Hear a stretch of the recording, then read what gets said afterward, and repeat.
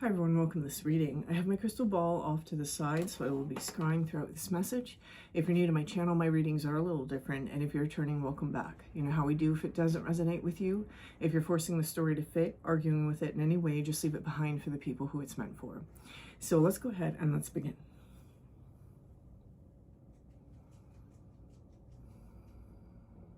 Taking a step aside.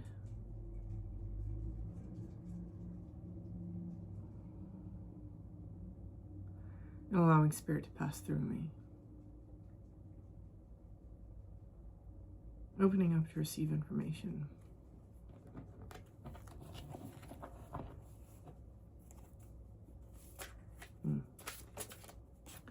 There's what happens to one happens to all. What happens to one happens to all. Interesting.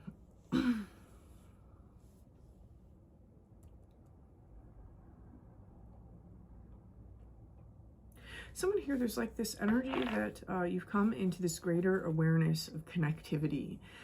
What I have here when I have the Six of Cups, this speaks about like friends, connections, and deep connections. But it's almost through the lens of a deep connection. Someone went through something that showed them how deeply connected everything actually is. So whatever this was, it was something that profoundly changed someone. This could be the passing of a loved one. This could be a very insightful relationship, friendship, romantic, or otherwise. It seems to be something that there was some sort of connection inside of our life that even if it was extremely negative, it acted as a catalyst to open up some sort of point of view or perspective, or to get someone to look.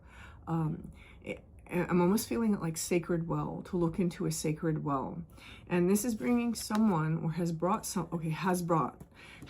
someone into this energy of understanding the self as center of a very complex and at the same time very simple connection, a level of connectivity amongst, and then fill in the blank. For some of you, it's going to be between yourself and maybe a family group. For some of you, it's going to be the world at large. What happens to one happens to the others. For some of you, I feel that this is specifically ancestral. Oh, that just went all over the place. Okay, so real fast, there is a storyline here that's coming in, and for somebody who does not have children, that you are very much working on your own sort of like, I think most people will call this karma, so I'll use that term, your own sort of karmic load. Meanwhile, you're also healing some sort of ancestral and generational karma and patterns as well. And there's like a finality to the line once that's done. And it's also part of the reason why this is occurring inside of your life. It's part of the reason why all of this is kind of coming down to you, right? There are traditions out there that believe that we always incarnate into the same DNA. Our DNA houses the information for future lives.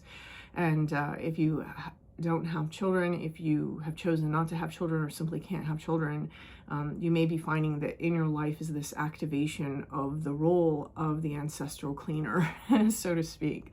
So it's just a storyline that's kind of coming through for somebody. Now, there's this energy that's going on here, though, that someone, we're stepping into this world energy. Now, the world is kind of the greater magician in one layer of the major arcana. Because the magician, he requires one wand. He has the other wand in front of him as one of his tools, is the element of fire. And the spirit wand that he's holding is above his head. In the world card, in the Arthur Edward Waite, Pamela Coleman Smith deck, the world card has two wands, and they're held in balance to each other, and that's very, very symbolic in the process of alchemy and chemical alchemy illustrations. If you're interested in stuff like that, again, I cover that stuff in the Major Arcana Series and the channel memberships. The first half of it is more mythological layer, and the second half we go into the alchemical layer. Now, so what this is telling me is that somebody's come to the very end regarding something. Maybe it's yourself in relation to others. I almost feel that someone has gone through like this purging and forgiveness. If not forgiveness, then some sort of release here. to get to this point, because we seem to be coming back into balance, but this balance is ultimately showing us the connectivity of things. It's not just an anecdotal understanding or just a logical understanding, it's a deeply felt understanding.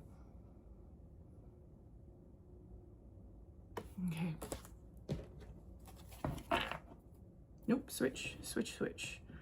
Here in the switch. So let's go over here.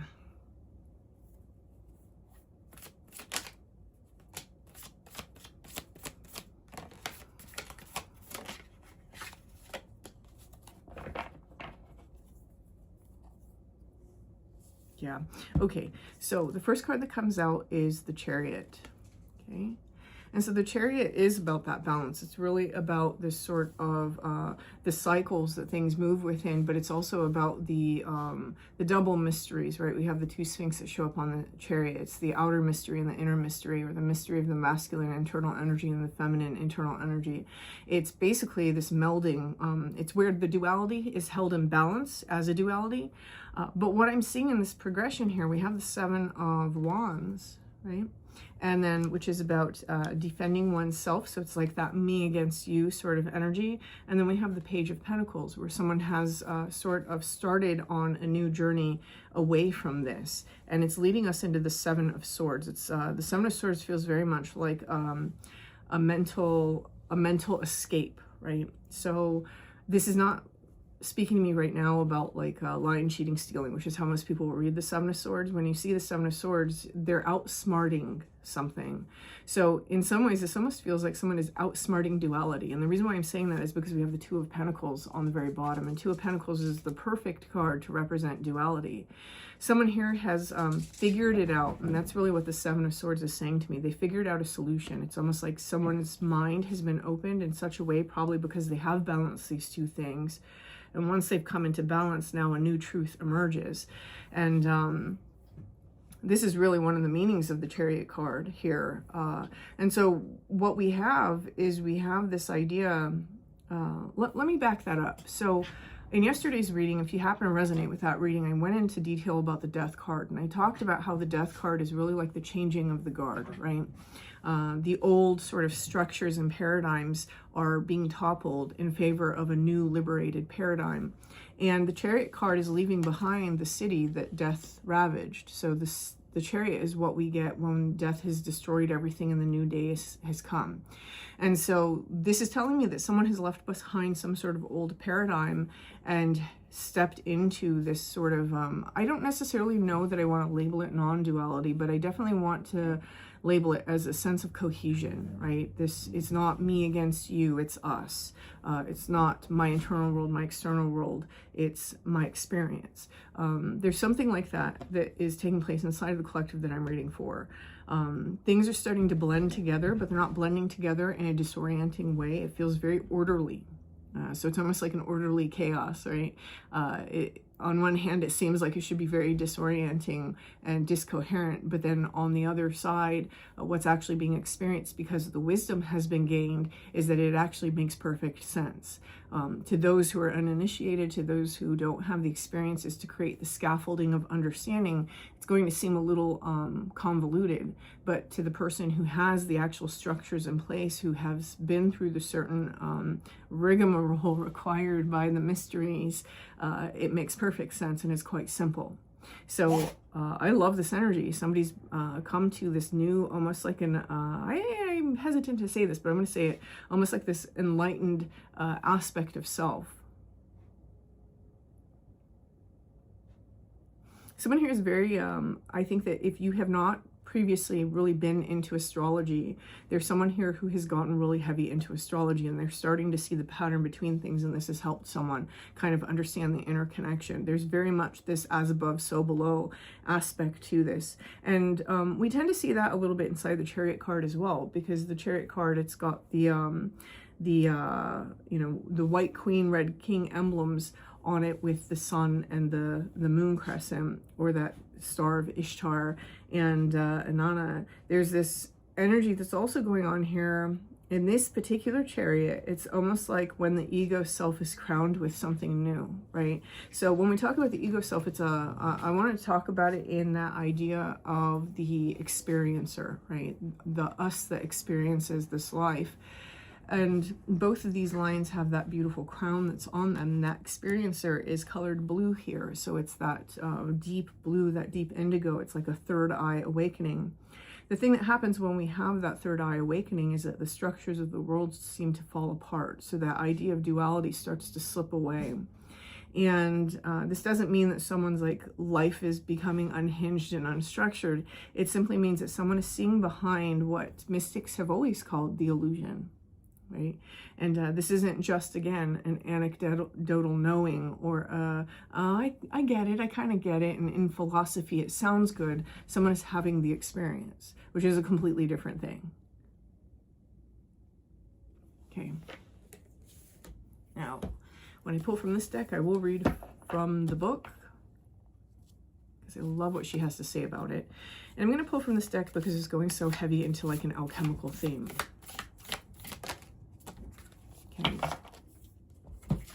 We have coagulation.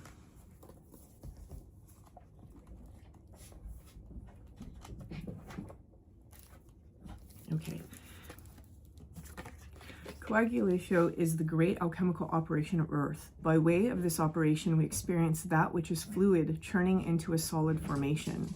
The formerly disparate ingredients begin adhering together into a fixed and solid unit. The result is visible, reliable, and eventually concrete. When you hear the phrase, "it is finally taking shape," coagulation is underway. The shadow aspect of coagulation is that the elements may have come together without much awareness, and in turn they become unconsciously attached. Inertia and resentment set in. The parts can no longer separate even if they wish to. Many long-term relationships have coagulation aspects, a naturally occurring codependency by which parties feel unseen or unknown as individuals. The work of coagulation is to experience the merging with other while not losing oneself in the mush. And I think that that's kind of the point of this card coming up in this reading, is that there's a merging of opposites taking place. The inner world, the outer world, me, you, maybe even groups of different beliefs and being able to understand the other side, right? There's something here that we haven't previously experienced in terms of a merging, and that merging is taking place. But this merging is taking place in such a way that you're being asked not to lose yourself in it. Okay. And then one more.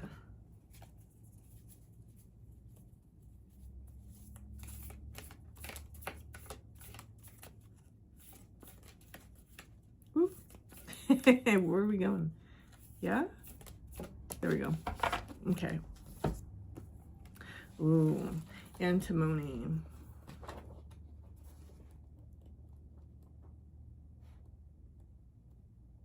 Oh God, I gotta remember my Roman numerals. Where are you at? Where are you at? Okay. In medieval times, antimony became known as the gray wolf of alchemy. This was due to the metalloid's unpredictable qualities and its ability to eat away at materials in the laboratory. Gold is one of the few materials to withstand contact with it. For these reasons, this card must be read with delicacy. On one hand, it represents the wild and free spirit that longs to express itself in the world. On the other hand, it represents a fierceness that can turn destructive or corrosive at the drop of a hat. The message here is clear. Channel the gray wolf's energy towards creativity. Challenge it to come out from the shadows and express itself. Embark on the creative project or adventure that's calling you, rather than focusing on why you can't. Once you begin, don't quit. The gray wolf responds to respect, not repression. So there's something here about in this time where things are sort of merging, to be sure to not fall into sort of this stagnation in it, right? I think a lot of people have this kind of experience where they feel this merging or this subtle like dissolution of the duality, or maybe it's not so subtle for you, and they kind of let the they get lost in the sauce, right? They drink the Kool-Aid and they really become kind of unhinged. And this is kind of the message of this card, is to not allow that to happen, to not lose yourself your sense of self, but at the same time to not be stagnant in it and to ignore it. It's about bringing out something creative that's entirely you into this space, so that one thing affects the other, right? As you start making creative moves, as you start expressing yourself in this beautiful dance that someone is experiencing now, either within a friend group or within a family group, or maybe with the collective at large, with the world, or even the cosmos, as you step into this with this sort of creative energy, you're going to notice that that energy is mirrored back to you through others. What you do in this space, because it is, oh, ladies, what you do in this space, because it is ultra... She's doing this because I'm talking now. Let's see. What you do in this space... I see you. I see you, you little stinker. Her little tail's going. What you do in this space is ultra powerful now, because you're in a very powerful time. Remember that this merging of the two opposites, what is that? It's alignment. So someone is becoming cosmically aligned or collectively aligned, and this is a place of great responsibility and great power, where the things that you do and the things that you choose to bring out and to create inside this space, they're going to have a trickle-down effect, like a domino effect. What one does affects the others. So whoever's message this is, you're in a very powerful time right now, and it is a position of great authority, so use it wisely. And whatever you create in this space, trust that it's going to be beautiful, and it's going to be good, and it's going to be to benefit of everybody that's involved. So I'm going to leave this here, and if this resonates with you, please hit that like button. Feel free to leave me a comment, and until next time.